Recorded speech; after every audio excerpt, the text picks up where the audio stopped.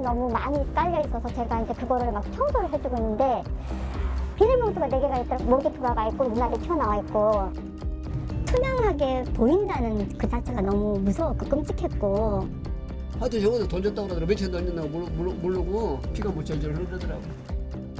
뭔가의 메시지를 전하는 그런 그 범행의 형태라고 볼 수 있습니다.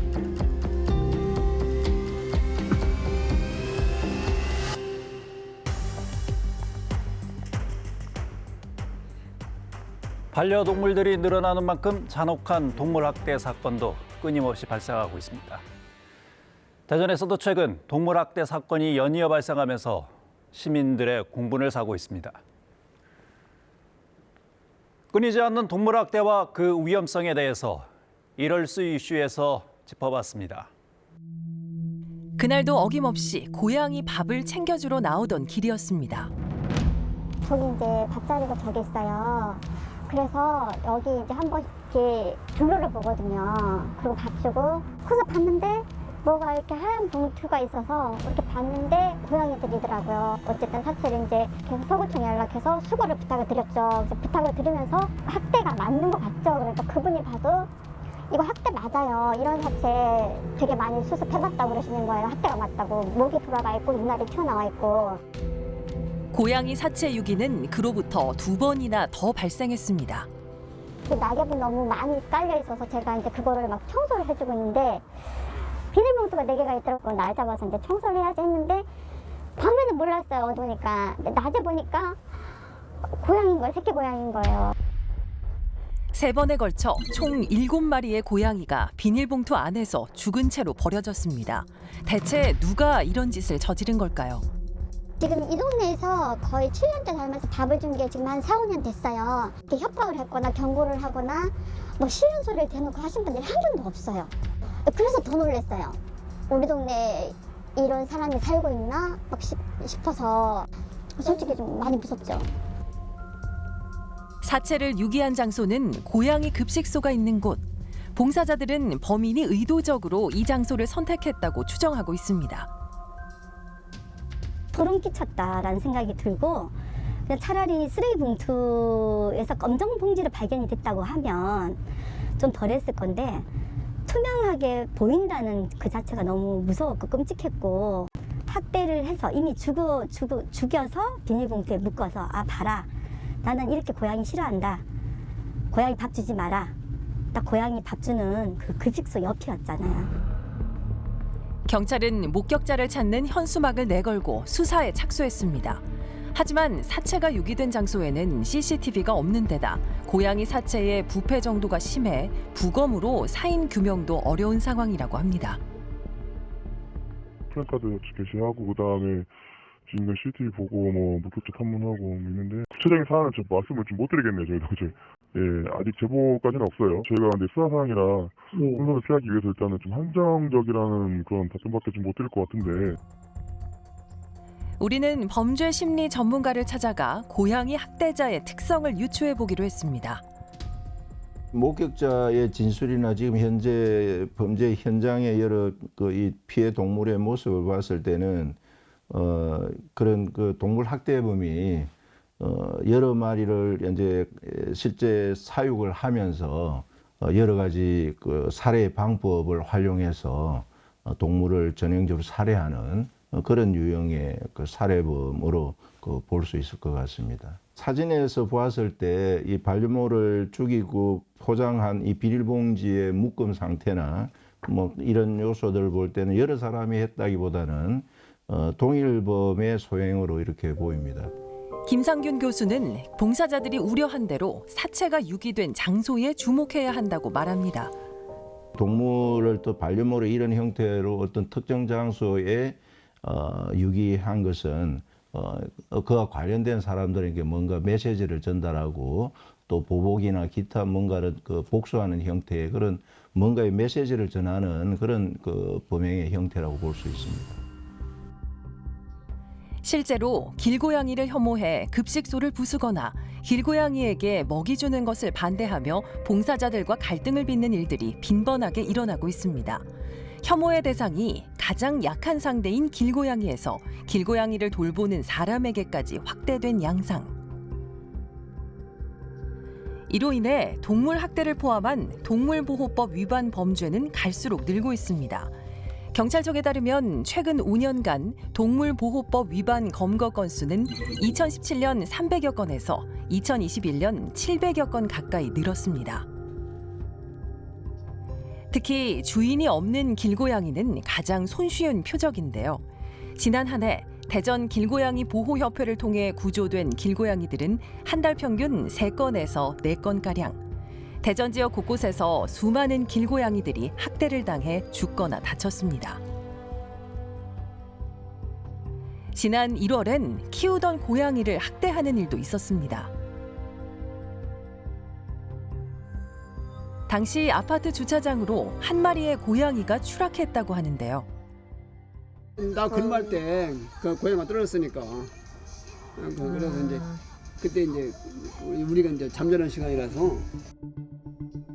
늦은 밤 고양이가 추락하는 모습을 한 어린이가 목격했고 그 아버지가 경찰에 신고를 했다고 합니다. 하여튼 저거도 돈 줬다고 그러더라고. 며칠 던졌나고 모르고 어린애가 봐갖고요. 하여튼 그때 뭐 상처가 깊더라고. 이게 보니까 피가 뭐 절절 흐르더라고. 혹시 기르던 고양이가 실수로 떨어진 건 아닐까요? 그 뒤로 뭐 고양이 찾는다는 분 없었어요? 주민분 중에? 네, 한번 못 들어봤어요. 주인은 끝내 나타나지 않았고 피해 고양이는 경찰과 길고양이 보호협회를 통해 동물병원에서 치료 중입니다. 사고가 난 지 3주 후 피해 고양이를 만나러 갔습니다. 비 오는 밤에 구조돼 이슬이로 불리는 고양이는 처음 도착했을 때 심각한 상태였다고 합니다. 처음 내원 당시에 이제 신체 검사 유관상으로 보일 때는 좌측 대퇴부의 부종, 그 다음에 비강 출혈, 그 다음에 안구 출혈, 그 다음에 앞다리 쪽에 염증, 요 정도가 확인이 됐었고, 엑스레이랑 혈액 검사를 했을 때는 이제 좌측 대퇴 원위부 쪽에 복합골절로 해서 뼈 조각이 상당히 많이 이렇게 생겨 있는 상태였고, 보통 길고양이들이 저희 손을 굉장히 거부를 심하게 합니다. 그래서 터치가 완전히 불가능하고 밥도 안 먹고, 그 다음에 뭐 주사도 놓기 굉장히 힘든데요. 이슬이 같은 경우에는 그렇지가 않거든요. 뭐 터치도 굉장히 자연스럽고 뭐 애교도 많고요. 그런 걸로 봤을 때는 좀 뭐 보호하시던 모양이가 아닐까 이렇게 추측이 됩니다. 누군가 일부러 떨어뜨렸을 가능성이 높다는 설명. 다행히 지금은 안정을 찾은 모습입니다.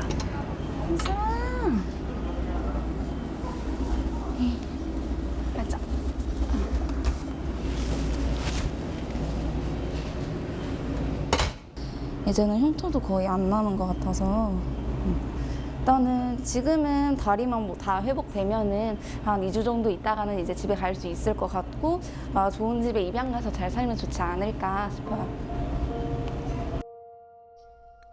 누군가에 의해 학대당했지만 또 다른 누군가에 의해 살아남은 이슬이. 추락 후 조금이라도 시간이 지체됐다면 다리를 절단할 수도 있었다고 하는데요. 다행히 빠른 시간 안에 구조가 돼서 건강을 온전히 되찾을 수 있었다고 합니다.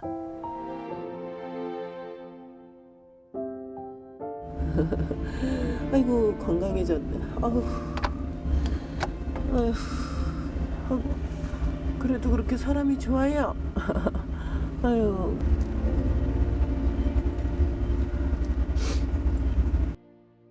처음 이슬이를 데려온 심우남 대표는 이렇게 건강하게 살아있는 게 기적이라고 말합니다. 아이가 입에서 피가 나오고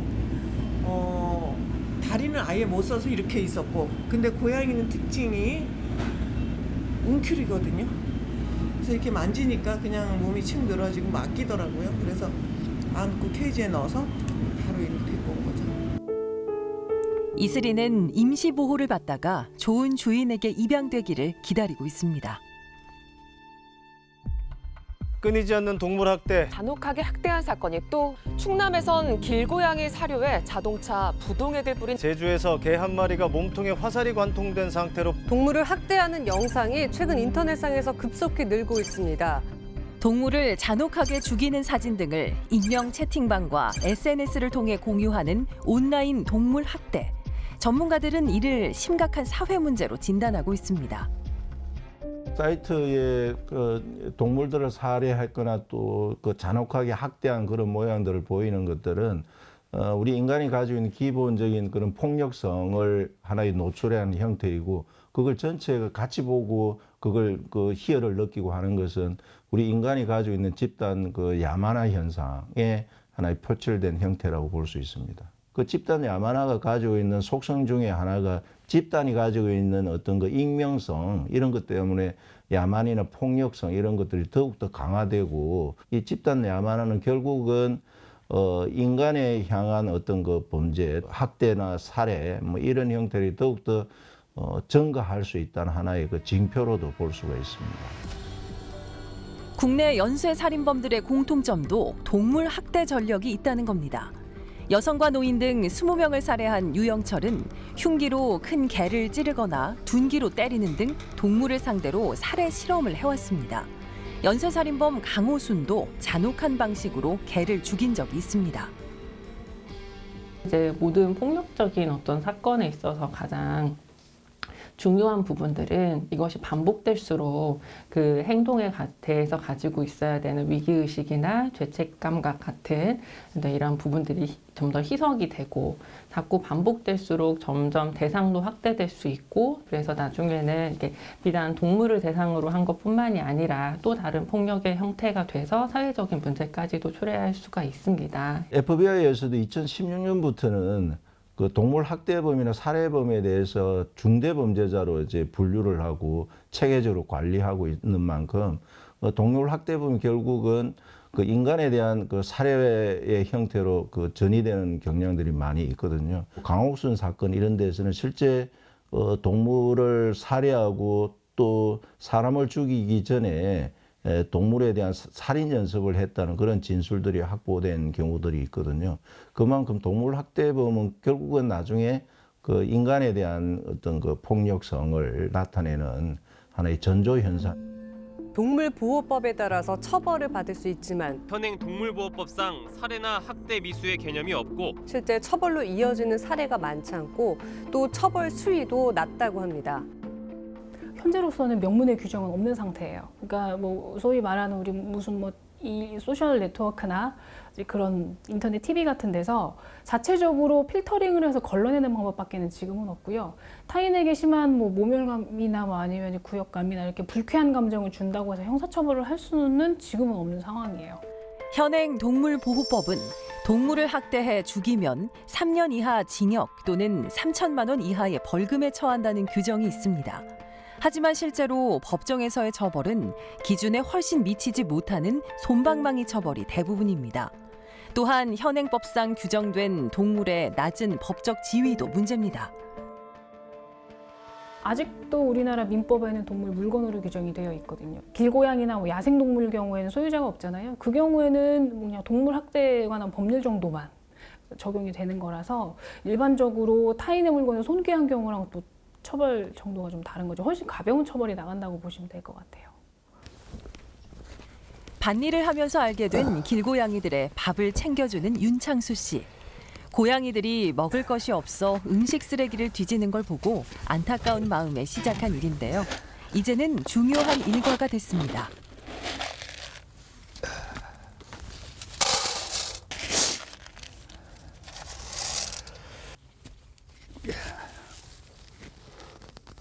나오면 막 쫓아오는 거리요. 반가워가지고 풀숲이 다니면서 그 개바늘이라고 막 이런 게 묻으면 내가 전부 떼주고 이제 그러니까 오면 막 나오면 반가워가지고 막 떼굴떼굴 둥그리 그저 응석 떠느라고.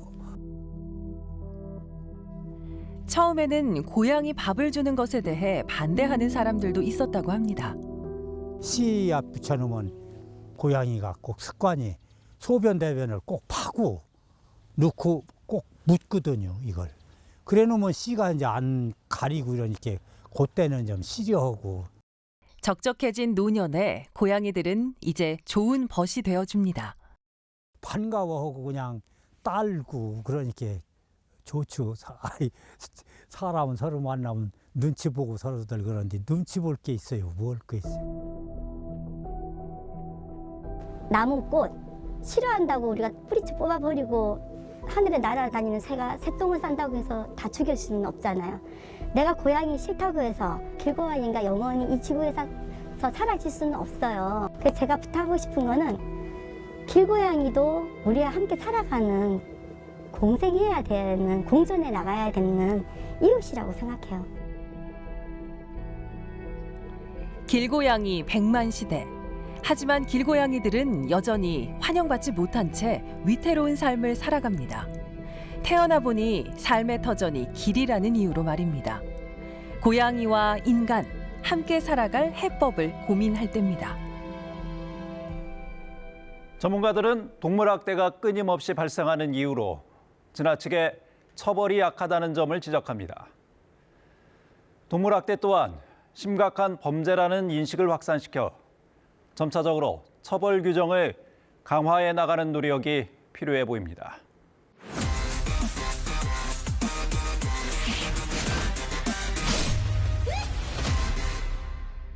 모두가 잠들어 있는 이른 새벽, 쓰레기를 수거하기 위해 일터로 향하는 사람들이 있습니다.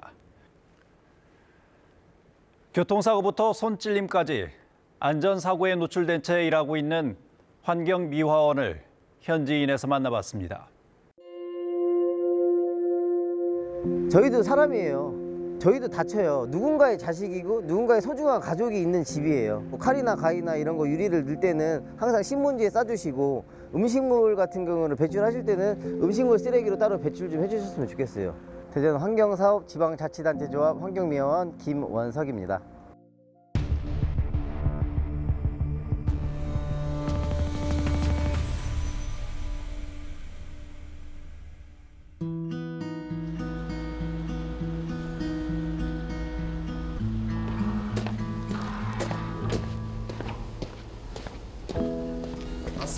가자.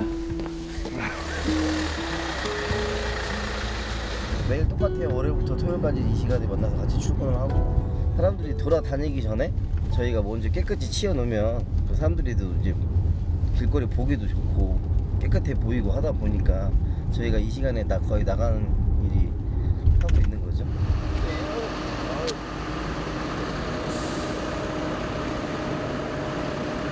가게 몸 좀 풀고 가요.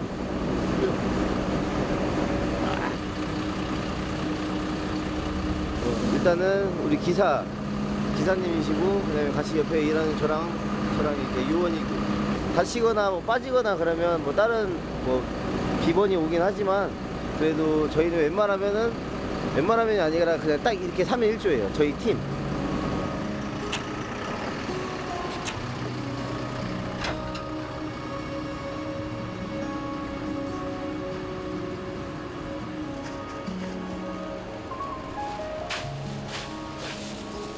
하루에 뭐 적게는 10톤에서 많게는 한 20톤 이상도 나올 때가 있어요. 특히 월요일 같은 경우에는 일요일날 하루 쉬다 보니까 그때는 한 20톤, 25톤 정도 나올 때가 있어요. 서구는 한 28톤도 나오는 경우도 있고, 다른 구 같은 경우는 양이 더 많은 구도 있고요.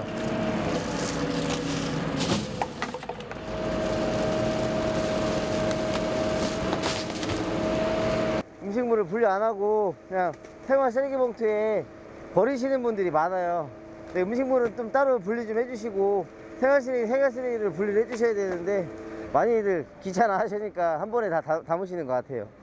그러니까 이거를 봉지에나 이게 넣으면은 다 봉지가 찢어지는데, 이렇게 날카롭고 깨져 있는 거를 그냥 넣어버리시니까 주변에 동료들은 뭐 손이 찢어지거나 뭐 유리 파편이 튀어서 얼굴 좀 다치거나 그런 친구들이 좀 많이 있어요.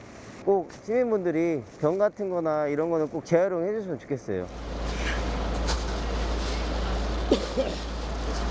안 그래도 저번에 중국 간선분이 한 명 운명을 달리하신 분이 계시거든요. 차가 치고 그냥 도망갔다고, 그래가지고 운명을 달리했다고 그런 소리가 있어가지고 참 안타깝죠. 생명은 하나뿐이 없는데 다 똑같은 식구인데, 가정 있고 엄마 아버지 그거 다 저기인데 안타깝지, 그런 거 소리 들을 때는.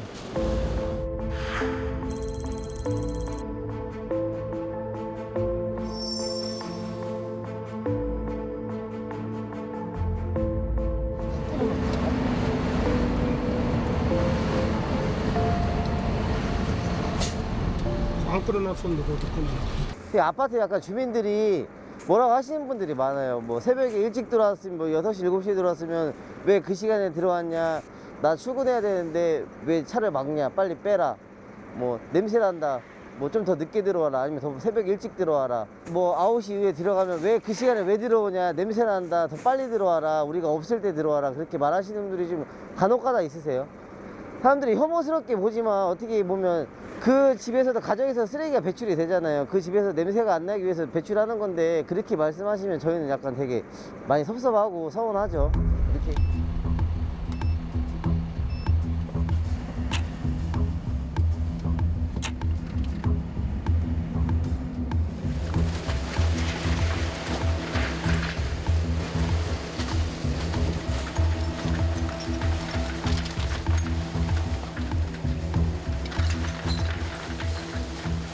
차에 이제 쓰레기가 꽉 차서 저희도 한번 갖다 버린 거고요. 이제 저희도 또 바로 작업하러 나가야 됩니다. 양이 많을 때는 4번, 5번도 왔다 갔다 하고요. 조금 양이 이제 좀 이렇게 수요일 뒤로 갈수록 조금 줄어들 때가 많아요. 그래서 그때는 한 2번에서 3번 내지 이렇게 왔다 갔다 합니다.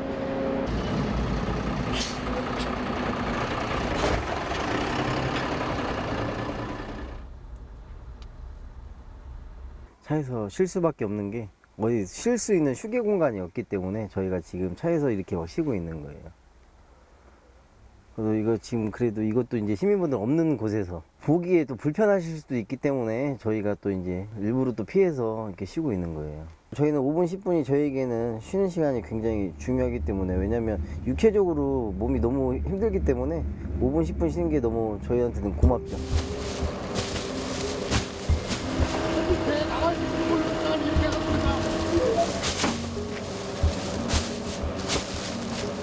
월요일부터 토요일까지 근무를 하고 있는데 저희도 이제 곧 5일제로 주 5일제로 바뀔 거라서 주말이나 이럴 때 가족들과 더 여행을 갈 수 있거나 더 좀 더 쉴 수 있는 시간을 더 마련할 수가 있어서 저희 직원들이 모두 주 5일제 가는 거를 되게 찬성하고 있습니다. 너무 기대하고 있어요. 지금 빨리 하루빨리 가고 싶습니다. 고생하셨습니다. 고생하셨습니다. 고생하셨습니다. 네, 고생하셨습니다. 아유. 가자, 준비.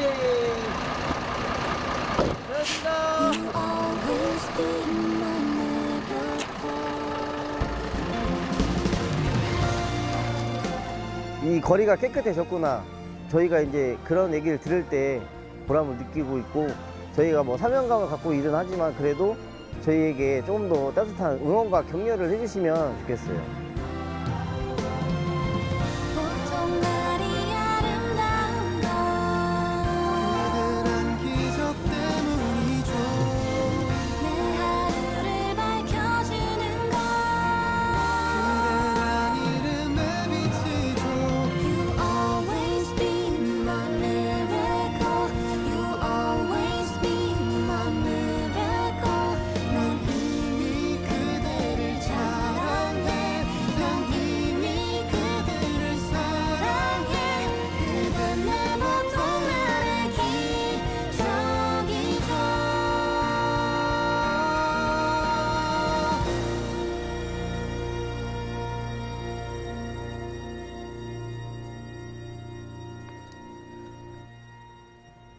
제대로 된 휴게 공간도 없이 차에서 눈을 붙이는 모습이 안타깝습니다.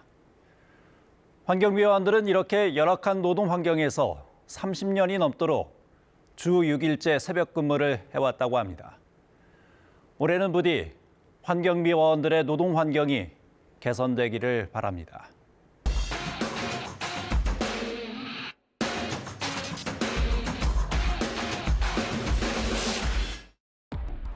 국민의 생명과 안전, 사회 기능 유지를 위해 핵심적인 서비스를 제공하는 노동자를 필수 노동자라고 하죠.